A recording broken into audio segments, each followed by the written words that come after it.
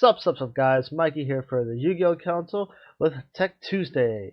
Every single week, it's the same Tech Tuesday as you always know, or probably with me, obviously. And it is morning when I record this, so good morning. And if you're seeing this in the afternoon, good afternoon, or uh, good night, or whatever time of day or timestamp you have. So. I have for you today a Rivalry of Warlords. Now, I did not even remember or think of this card, and I was wondering to myself why. But Mikey, you didn't think of this card because this card sucks. Someone's gonna say in the comments, I might as well say it for you guys here, right? No, so each player can only control one type of monster. Send all of the monsters they control to the graveyard. Straightforward, simple. It's a common you can find anywhere. It comes in other rarities. I think it comes rare. I'm not sure what other rarities it comes in. I could show you right now, actually. So let's see what rarities it does come in. Common. Okay, so it's just a common card. Yep, it's just a common card. Don't relax. It's not expensive. So why this card? What can it do for you, or what can it do for the game, or what can it do for matchups for your deck that you're using? So there are many decks out there that have multiple types of monsters. Obviously, decks excluding DDDs or Mermails to an extent, or Paleozoics to an extent.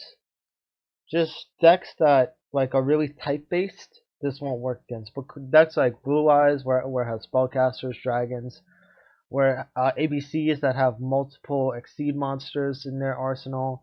You know, Dragon, Machine, Warrior if you're using Galaxy Soldier, unless Soldier's a machine. I don't even remember. Or Heroes, where they use Sea Serpent. If you're using the Tree Toad Heroes, Sea Serpent, they have Warrior, they have Aqua, a whole bunch of things. And a whole lot of decks that just Rivalry of War can stop because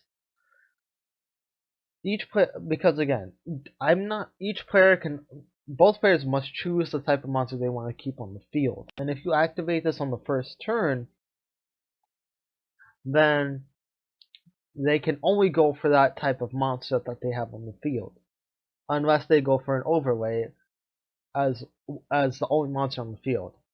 Anything else, they have to choose which one they want to keep. So this has a lot of ups and downs. First off, the positives of this card, as I already said, I didn't really explain. It does hinder some decks because it will stop their plays, it will stop their combos, because again, only one type. Like this is going back to standard first gen Yu-Gi-Oh! Where, alright, I summon a monster, I attack with that monster, next turn I summon a monster again, I attack with that monster. It's kinda like that. So this slows the game by a tremendous amount. Not 100%, but by a tremendous amount. And this works especially well if you're playing a deck like Paleozoics, like DDDs, like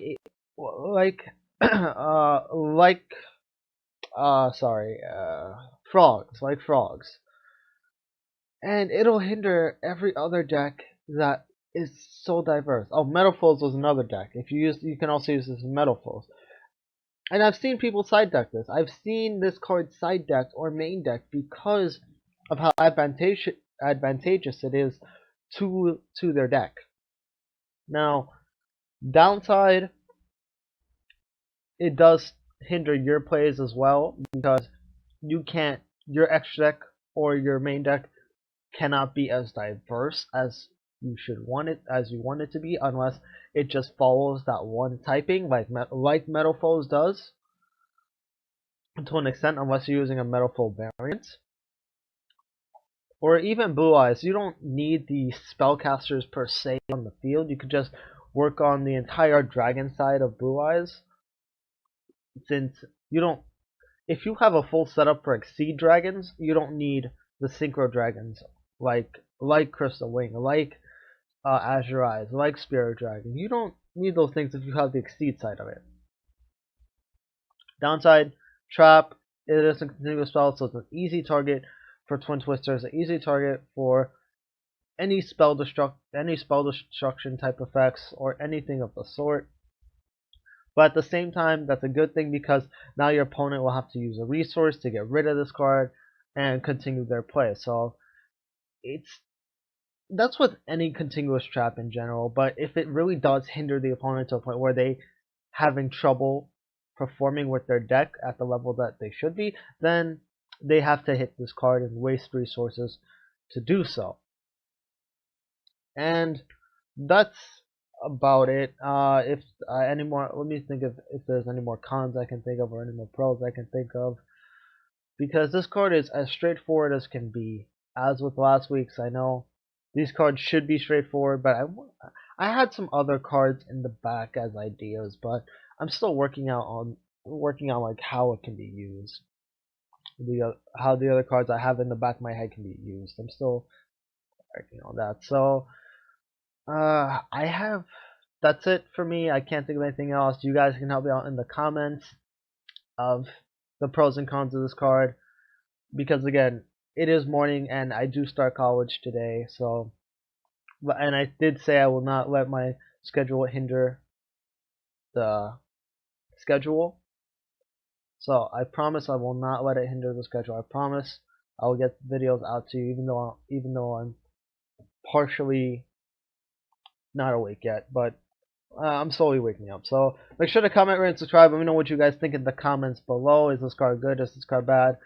This card is mostly going to be a side deck card unless you have a 100% type-based deck. Then you can run this in the main deck. Like Yosenju's, when Yosenju's were popular, Yosenju's use this card because it does. Yosenju's don't really go into the extra deck. They just bounce, summon, bounce, card demise, all that fun stuff. So, yeah. So join our Discord chat. Double live stream this week. Go ahead and hit up the Discord chat. Everything is set up. It's absolutely 100% free. No setup necessary. Nothing of the sort. You just go there and chillax. And if you heard my bone crack, well, my bone just cracked. And that's about all I can say about this card. So that's about it. And I will see you guys later or tomorrow for stock market, and peace.